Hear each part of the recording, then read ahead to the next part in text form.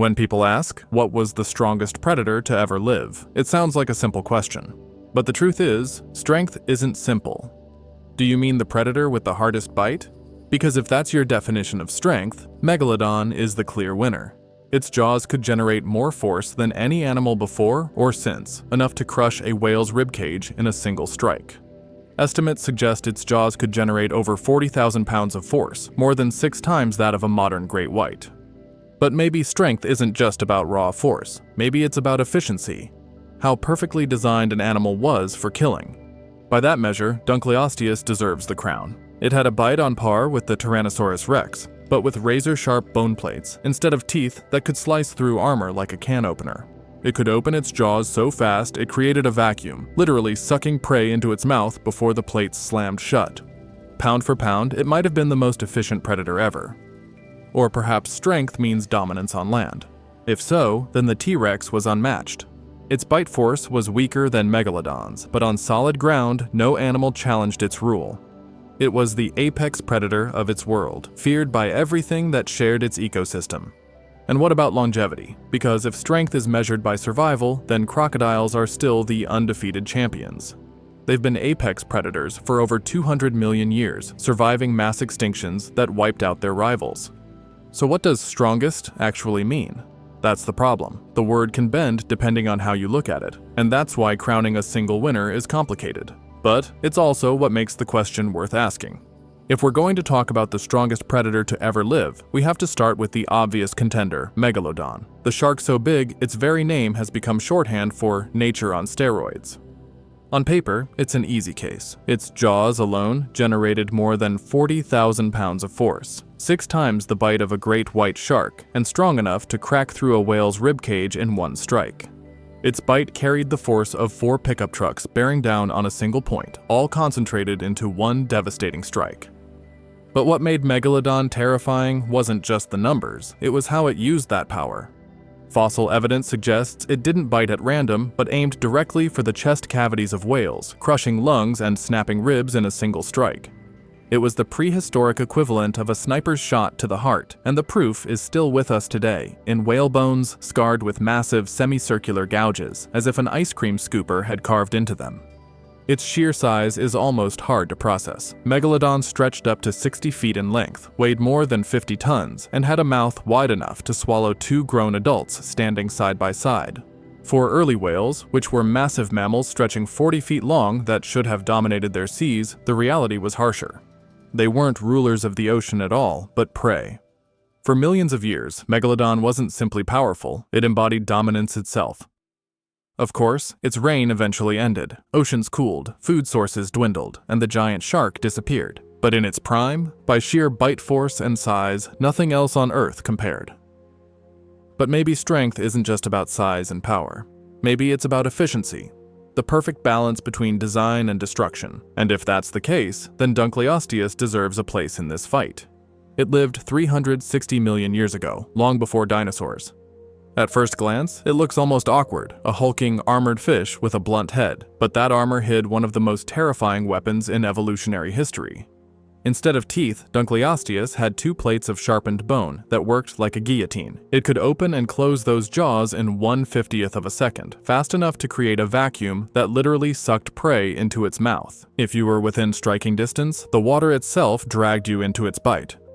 And once those jaws closed, it was over. The plates weren't just sharp, they were armor-piercing. Dunkleosteus could bite straight through the shells of other heavily armored fish, creatures that most predators wouldn't even bother trying to eat. Pound for pound, Dunkleosteus might have been the most efficient killing machine in Earth's history. And unlike Megalodon, which reigned for a few million years, Dunkleosteus dominated its oceans at a time when ecosystems were still experimenting with apex predators. It was one of the first vertebrates to truly sit on top of a food chain. In a sense, it set the template for what a super predator could be. If we leave the oceans behind and step onto land, one contender towers above the rest. Tyrannosaurus rex. The name says it all, tyrant lizard king. And unlike a lot of dramatic fossil names, this one fits. T-Rex had a bite force of over 8,000 pounds, the strongest ever recorded for any land animal. But what mattered most about its bite wasn't the speed, it was the style. Where most predators snapped and released, T-Rex clamped down and crushed, its jaws functioning like a hydraulic press that ground bone into splinters and liquefied marrow. Fossils of its prey still carry the evidence, with puncture wounds that pierced straight through the bone. But what makes T-Rex terrifying isn't just its bite. It's the fact that it was a precision hunter. Its sense of smell was so advanced that its olfactory bulbs, the brain structures that process scent, were bigger than most mammals.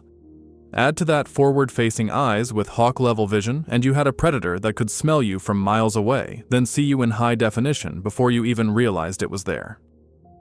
And unlike other ecosystems that had multiple giant predators fighting for dominance, like the Jurassic period with Allosaurus and other theropods, T-Rex had no rivals. In late Cretaceous North America, it reigned alone. It was so specialized, so dominant, that nothing else even tried to share its throne. On land, there has never been another predator like it. Of course, no showdown of predators would be complete without mentioning the marine reptiles. Movies have turned Mosasaurus into a 100-foot sea monster, leaping out of the ocean to eat sharks like popcorn. Reality was different, but no less impressive. The real Mosasaurus was about 50 feet long. It was a streamlined, snake-bodied hunter with flippers, a tail built for speed, and a skull filled with double-hinged jaws. That second hinge meant it could open its mouth wider than almost any other predator, swallowing massive prey whole. Its strategy was ambush. Mosasaurus would lunge from below, clamping onto its prey with recurved teeth designed not just to bite, but to hold, preventing escape. In a world where oceans were filled with giant turtles, squid, and other reptiles, it carved itself a niche as one of the top predators of the Cretaceous seas.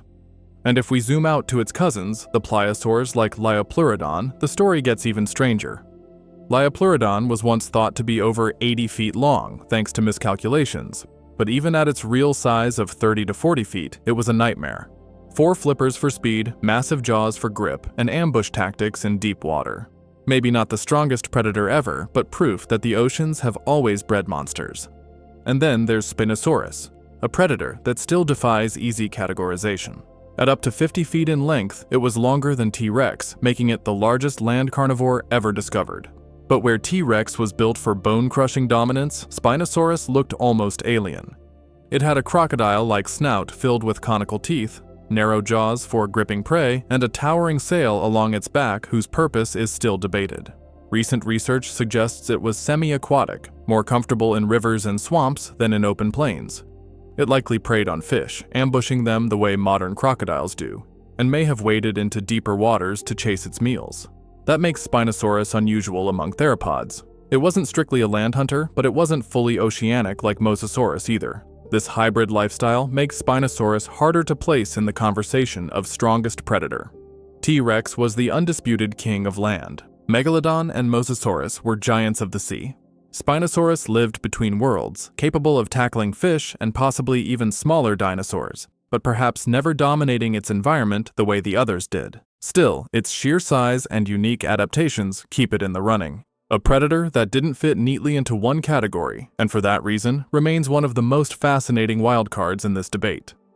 While Spinosaurus blurred the line between land and water, the oceans of the Miocene were changing in ways that brought entirely new kinds of predators to power. Reptiles no longer held the crown, mammals had taken their place.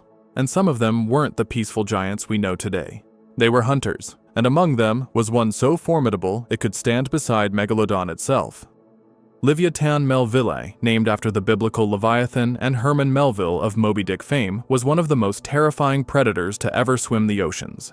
At up to 60 feet long, it matched Megalodon in size, but unlike today's filter-feeding sperm whales, Livyatan was a full-time hunter. Its teeth were the largest of any known predator, some over a foot long and thick enough to withstand enormous pressure. Unlike Megalodon's serrated, blade-like teeth, which were shed and replaced regularly, Livyatan's were deeply rooted and designed for gripping and tearing. Fossil evidence suggests its jaws were strong enough to crush skulls, and its favorite prey was other whales.